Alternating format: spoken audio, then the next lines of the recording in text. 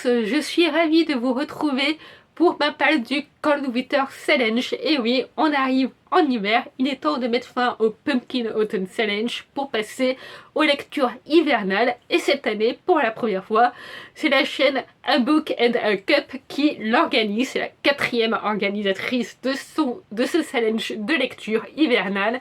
Et pour cette fois-ci, et pour les années qui suivront telle qu'elle va l'organiser par la suite. Le challenge se déroule sur 4 mois du 1er décembre jusqu'au 28 février. Et en plus de ça, elle a organisé plein de petits mini-jeux à insérer tout au long de ce challenge, tout au long de ces 4 mois de lecture hivernale. Je vous mets en barre d'infos sa vidéo explicative où elle vous explique tout ça bien mieux que moi.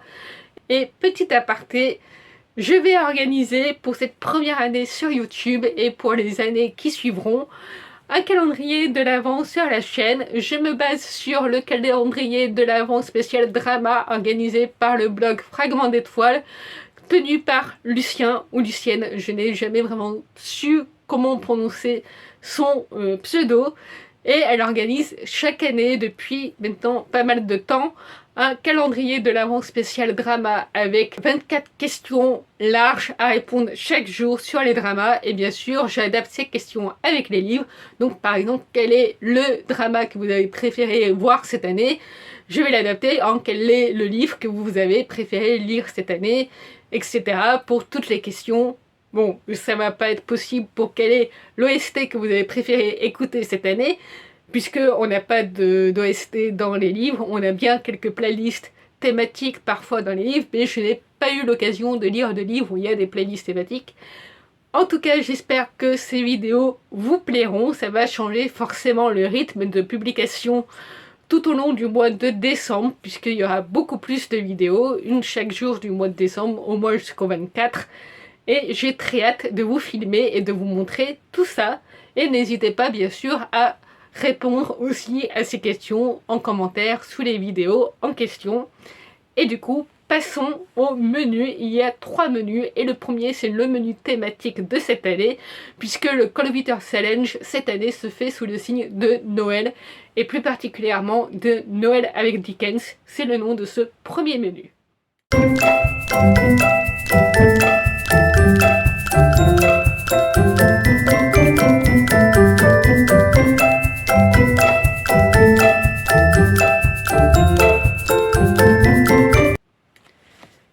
Et pour la première catégorie, le nom est un chant de Noël où il faut lire soit un livre qui parle de Noël, de fin d'année, d'anti-héros ou d'argent. Et pour ma part, je vais enfin m'attaquer à la très célèbre saga Cozy Mystery, Agatha Raisin. Et ça va pas être le premier tome pour le coup, ça va être le tome 18, c'est une enquête à l'ambiance de Noël. Et écoutez, avec tous les bons retours que j'ai sur cette série, j'ai très hâte de me plonger enfin dans les Agatha Raisin. J'en ai 2-3 déjà dans ma palle qui attendent d'être lus. Et celui-ci, ça va être le premier qui va passer à la trappe. Donc j'espère vraiment que je vais apprécier l'ambiance. On m'a dit, d'après les retours que j'ai vus, que c'était vraiment très drôle, très cosy. Et qu'on s'attachait tout de suite au personnage d'Agatha Raisin. Je sais qu'il y a une série télé qui est sortie adaptée des romans. Mais j'ai entendu, pareil, des avis plutôt mitigés par rapport aux romans, donc je vais d'abord découvrir les romans et ensuite si vraiment j'adore l'ambiance des romans, pourquoi pas me lancer dans la série télé. Ce sera une série parfaite à avoir pour le Cold Winter Challenge. Oui, je vais aussi regarder pas mal de séries aux ambiances hivernales. Alors comme pour le Pumpkin Autumn Challenge, je n'ai absolument pas respecté les séries que j'avais glissées dans ma pile à lire. Je ne vais pas citer de séries, mais je les regarderai au fur et à mesure que se déroulera l'hiver. Et du coup, peut-être que je regarderai aussi la série adaptée des Agatha Raisin. Ensuite, la prochaine sous-catégorie, il s'agit de Christmas Crackers. Et là, les mots-clés sont cadeau, surprise ou vœu.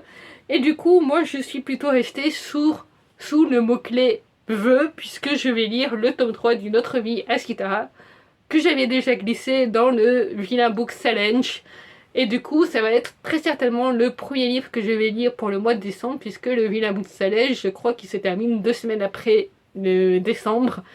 Et donc ça va très certainement être le premier livre que je vais lire. C'est un tome 3, donc forcément je ne vais pas vous faire de résumé sur ce tome 3, ce serait vous spoiler. Surtout que Nathalie Bagardé, donc l'autrice de cette saga, c'est une saga auto-éditée, je précise.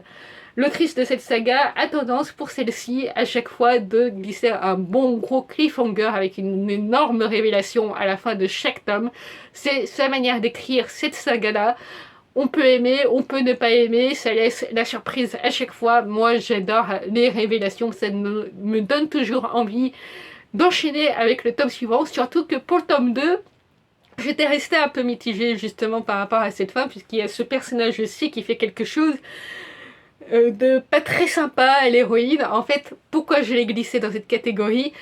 On est dans un monde de fantasy inventé par une autrice sur Terre, et cette autrice va se découvrir la capacité de pouvoir voyager au sein de son propre monde de fantasy et de rencontrer même les personnages qu'elle a créés, dont le héros de son histoire. Et forcément, il va y avoir une relation plus ou moins compliquée qui va se créer entre eux.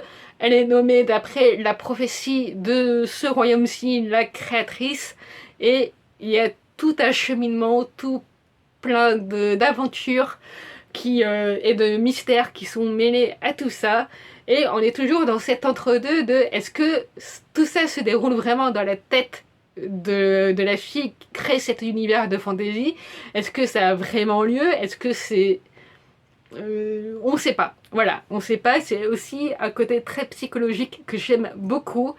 Et voilà, comme je le disais, ce personnage masculin-ci que l'on voit sur la couverture fait quelque chose de pas très sympa à l'héroïne, et du coup j'étais restée sur un avis un peu mitigé à la fin du tome 2, mais l'autrice avec qui je m'entends très bien et que j'ai l'habitude de rencontrer en salon m'a dit que ne t'inquiète pas, ça va bien se passer par la suite. Franchement, ça va pas tourner en relation toxique comme je peux le croire. Du coup, ça va s'améliorer, les choses vont s'améliorer, et par rapport à la personnalité de l'autrice, je sais qu'elle n'est pas branchée romance dark romance. Du coup, donc, je me dis à voir dans le tome 3 comment ça va se dérouler. C'est une série en 4 tomes, le tome 4 n'est pas encore sorti.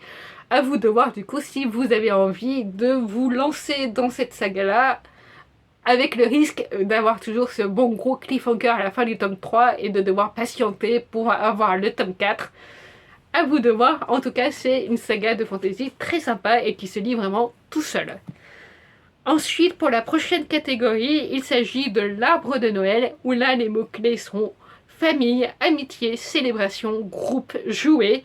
Sur le coup, c'est la catégorie qui m'a posé le plus de problèmes pour choisir, puisque je n'avais pas forcément de livre qui rentrait vraiment dans cette ambiance hivernale avec tous ces mots-clés-là. Je ne savais pas trop quoi choisir.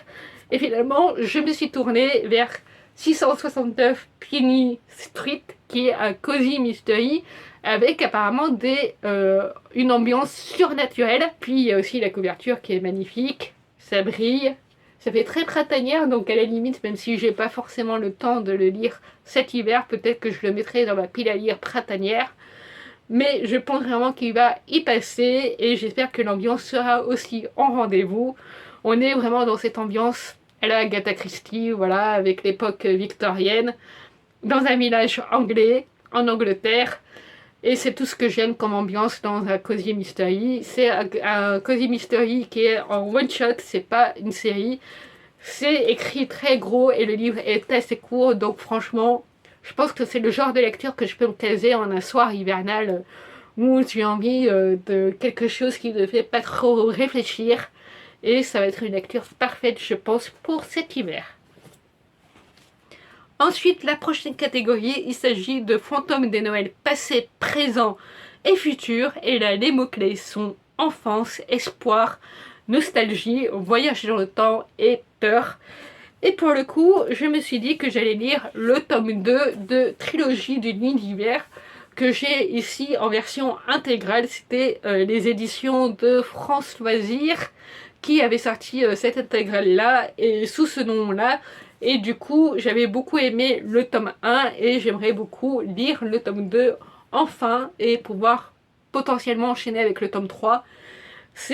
J'adore la plume de Catherine Harder. Je sais que beaucoup de gens sont restés mitigés justement par rapport à sa plume qui est très descriptive et très contemplatif, où finalement on reste beaucoup aussi dans les discussions avec les personnages, il se passe des choses, il y a de l'action, mais clairement la plume de l'autrice est plus visuelle qu'autre chose. Et moi j'aime énormément cette ambiance de fantasy russe, de conte russe. Je crois que c'est une adaptation très très libre de La Belle et la Bête. Il me semble que c'est ça, c'est une adaptation très très libre, une réécriture très libre de La Belle et la Bête, je crois. Et j'avais beaucoup aimé le tome 1. Et du coup, j'aimerais bien découvrir la suite de cette histoire. On voit le petit marque-page qui marque le tome 2. Donc, à voir. Mais je pense aussi que celui-ci va faire partir de mes priorités du Coldwater Challenge.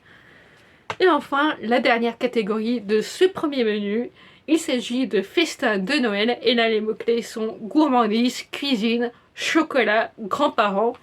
J'ai cru sur le coup que ça allait être aussi une catégorie difficile pour moi, mais c'est la seule où j'ai glissé 2 romans. Tout d'abord, le tome 2 de Magic Charlie, donc forcément avec cette histoire de grand-mère amnésique, de Charlie qui a des problèmes de mémoire, et Charlie va se rendre compte que la magie existe, qu'il y a tout un monde de sorcellerie qui existe, et qui va petit à petit apprendre les tenants et aboutissants de ce monde de magie. Donc pour moi ça rentre, et je crois qu'il y a aussi une grande place à tout ce qui est nourriture, chocolat, tout ça dans le fonctionnement pour créer des sortilèges où ils ont besoin d'ingrédients pour les potions et tout. Donc je me dis que ça rentre totalement. Et l'autre livre, c'est une relecture que je devrais faire de Harry Potter, le tome 1. Où là aussi tous les mots-clés rentrent, puisque j'ai un souvenir très fort de mes lectures de Harry Potter. Je les lisais à l'époque où vous sortez tous à par un, encore quand il y avait les 4 premiers tomes et qu'on attendait le 5e, le 6e et le 7e. Je me les achetais, je les lisais, et mon grand-père les lisait par la suite. Donc c'est un souvenir très fort que j'ai avec mon grand-père qui lisait Harry Potter avec moi. On aimait bien en parler, on aime toujours en parler, puisque mes cousines, qui sont un peu plus jeunes que moi, ont par la suite eu le même virus d'adoration que de Harry Potter. Et du coup, forcément, c'est un sujet de discussion qui revient souvent dans les repas de famille. Et comme c'est une des rares sagas que mon grand-père a lu dans sa totalité, on aime bien en parler avec lui. Donc ça rentre dans cette catégorie-là, et c'est parfait pour les relire en hiver. Donc là je vais relire le tome 1, j'ai aucune idée de si je vais avoir le temps de lire toute la saga, peut-être, qui sait, mais le tome 1 c'est sûr. Ensuite passons au deuxième menu qui est Féerie des Neiges.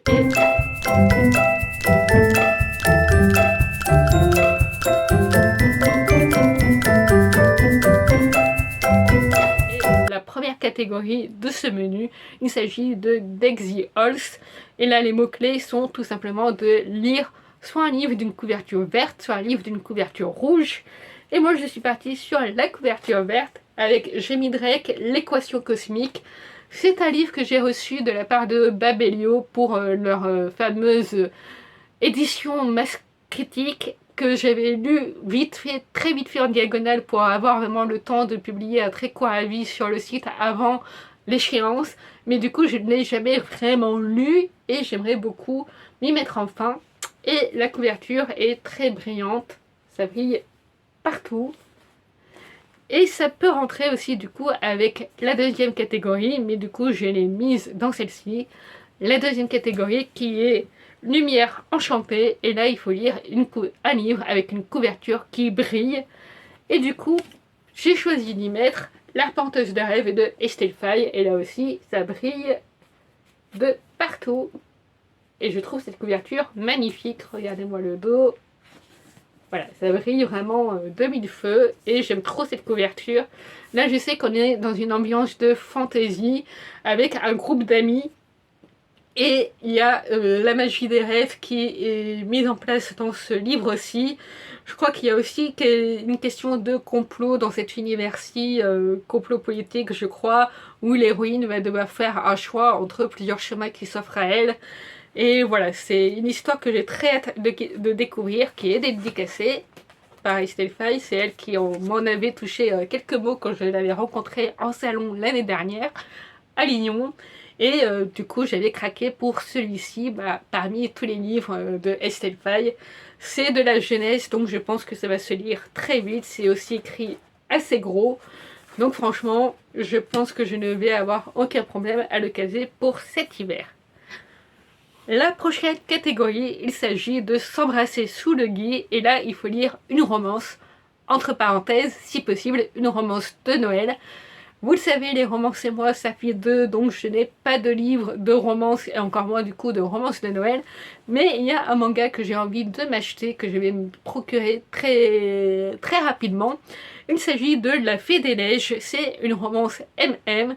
Donc A Book and a Cup avait précisé dans sa vidéo qu'elle n'avait pas fait de catégorie spécifique pour les LGBTQL+, puisque selon elle, il n'y a pas forcément besoin d'avoir une catégorie spéciale. On peut vraiment lire des livres pour toutes les catégories qui rentrent dans la catégorie LGBTQL+.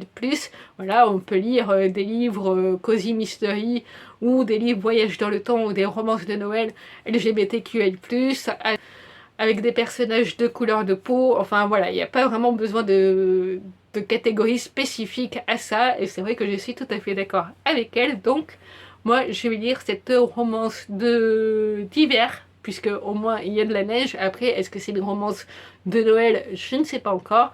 Je crois que je l'avais vu passer sur la chaîne de... alors non, c'était pas Kiwi Collection, c'était Nina Quill, je crois. C'était Nina Quill qui en avait parlé, qui en avait très bien parlé, et qui avait dit que c'était un petit manga, un one-shot très mignon, très sympa à lire. Et les illustrations sur la couverture et les petits scans que j'ai pu voir passer me disent que effectivement ça a l'air d'être quelque chose de très mignon, de très cocooning.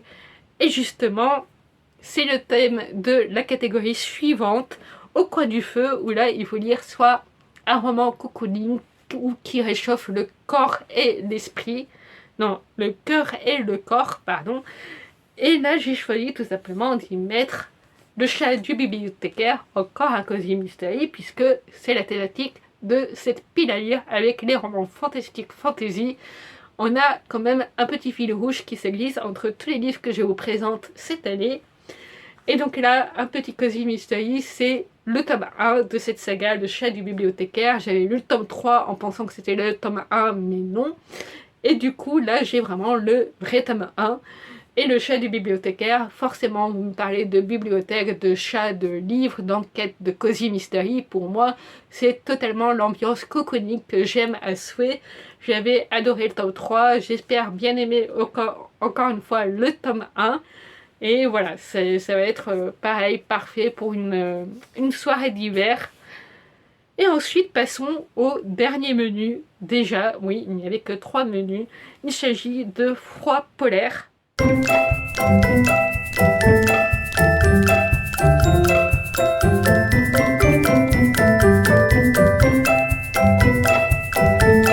Et la première catégorie, c'est Stalactique ensanglanté, où les mots-clés sont thriller, policier, Cozy Mystery. Justement, on y arrive. Et c'est une catégorie qui fait référence à l'époque où Margot Liseuse organisait le Cold Winter Challenge, puisqu'elle aimait bien glisser chaque année cette sous-catégorie. Donc, qu'elle a repris, et moi j'ai choisi d'y mettre le premier tome de Black and Blue, qui s'appelle Les mystérieux et fantastiques Blue Billings, aux éditions donc MM Bookmark. Et je sais qu'on est dans un petit thriller. Et là, je vois justement hashtag maison hantée, hashtag fantôme, hashtag slow burn avec romance. Et la couverture me fait dire qu'on a l'air d'être dans ces ambiances entre Halloween et hiver. Et je pense que ça va être aussi un des premiers romans que je vais lire pour le challenge. En tout cas, il me fait très envie. Là aussi, c'est écrit assez gros, donc je pense n'avoir aucun problème pour rapidement le terminer. Ça va être le cas un petit peu pour tous les romans. Je pense que celui où c'est écrit le moins gros et où je pense que je vais mettre plus de temps à le lire, c'est Trilogie d'une nuit d'hiver, mais tous les autres sont assez simples à lire. Et je pense que je n'aurai aucun mal à terminer cette pile à lire. La prochaine catégorie, il s'agit de Let It Snow, et là il faut lire un livre avec un mot de la famille hivernale dans le titre. Je peux pas coller mieux avec Les Chats des Neiges ne sont plus blancs en hiver. Il y a littéralement le mot hiver dans le titre. Il y a aussi le mot neige, donc je peux pas faire mieux que ça. Les retours ont été assez mitigés, mais j'ai toujours voulu découvrir ce livre-ci. Également les éditions des Aubes sans nom, qui est une petite maison d'édition que j'aimerais bien soutenir davantage. Et du coup, j'ai trop hâte de lire cette fantaisie. Moi qui suis fan de fantasy, je pense que ça va passer tout seul. Donc, hâte de me plonger dedans. Et j'adore la mise en page. Je trouve la mise en page magnifique. Avec les pages, tout ça. Je trouve ce livre trop beau. Et j'ai trop hâte. Ça va être parfait au mois de décembre, voire janvier, quand vraiment la neige sera là. Moi qui habite Grenoble, la neige, ça me connaît. Et ça va être parfait. Je suis très contente des choix que j'ai fait pour cette pile à lire, puisque à chaque fois je dis que ce livre sera parfait pour l'hiver. Et on arrive à l'avant-dernière catégorie. Il s'agit de Marcher dans la neige. Et là les mots-clés sont nature wanting, voyage, grand espace, nature. Et là aussi je suis très contente de pouvoir vous présenter Le Peuple des minuscules, qui est le livre que je possède depuis le plus longtemps dans ma pile à lire. Ça fait plus de 10 ans que je l'ai et je ne l'ai encore jamais lu. Et je l'ai toujours gardé parce que c'est le premier livre version reliée que je me suis acheté. Et franchement, je le trouve trop beau. Alors du coup, oui, il est sorti à une époque, il date de plus de 10 ans. Je sais pas trop depuis... Ah oui, 2003. Voilà, il est sorti en 2003. Donc ça date, et à l'époque on n'avait pas trop de livres reliés comme ça aussi beaux, et c'est pour ça que je l'avais gardé. Et vraiment j'aime trop l'ambiance du résumé. Je sais pas pourquoi je me suis jamais lancée dedans.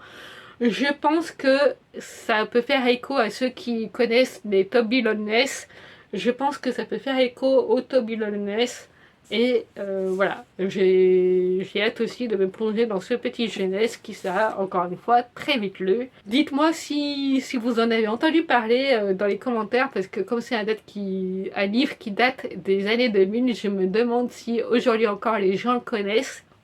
Donc dites-moi en commentaire si vous en avez déjà entendu parler. En tout cas, j'ai trop hâte de découvrir enfin ce livre. Il serait temps, vraiment. Et enfin, on arrive à la fin de cette vidéo avec la dernière catégorie qui est la magie de Noël. Et les mots-clés sont folklore hivernal, nordique, contes et légendes. Et là aussi, je pense que je peux pas mieux tomber avec la version de Benjamin Lacombe, enfin illustrée par Benjamin Lacombe, de Alice au Pays des Merveilles. Il me semble que c'est le texte original du conte et que du coup on a juste les illustrations de Benjamin Lacombe qui illustrent tout ça magnifiquement bien. Ça fait je crois peut-être 2 ans maintenant, voire 1 an que je l'ai, et je l'ai demandé très souvent, quasiment à tous les Noëls depuis qu'il est sorti. Je demandais à ma mère de me l'offrir. Et là je vais enfin pouvoir découvrir cette beauté. Regardez-moi les illustrations. Je suis une grande fan de Benjamin Lacombe, j'adore son travail. Donc je vais enfin pouvoir lire cette version de Alice au Pays des Merveilles que j'ai déjà lue, mais avec les illustrations de Benjamin Lacombe, ce sera encore mieux. Et voilà, c'est encore une fois, j'ai trop hâte de lire tout ça. C'est le mot-clé de cette vidéo, j'ai trop hâte de découvrir tous ces livres jeunesse, adultes, cozy mystery, fantasy, fantastique. On est dans cette ligne éditoriale pour cette pile à lire. Et franchement, moi, ça me convient très bien. C'est vraiment toutes les thématiques que j'adore en littérature, mes thématiques préférées. Et pour l'hiver, j'ai besoin de ces thématiques qui me fassent du bien. Et voilà, ça va être un Cold Winter Challenge comme je les aime. J'ai trop hâte aussi de participer à tous les petits jeux de la chaîne A Book and a Cup. Et moi je vous donne rendez-vous du coup dès le 1er décembre pour ouvrir la première case du calendrier de l'Avent. Et d'ici là, Prenez soin de vous, dites-moi en commentaire si vous participez au Cold Winter Challenge, si oui, quelle est votre pile à lire, si vous connaissez certains des livres que je viens de vous présenter, si certains vous font envie pour une lecture commune, dites-le moi aussi, je suis ouvert à toutes les suggestions et je vous donne du coup rendez-vous au 1er décembre.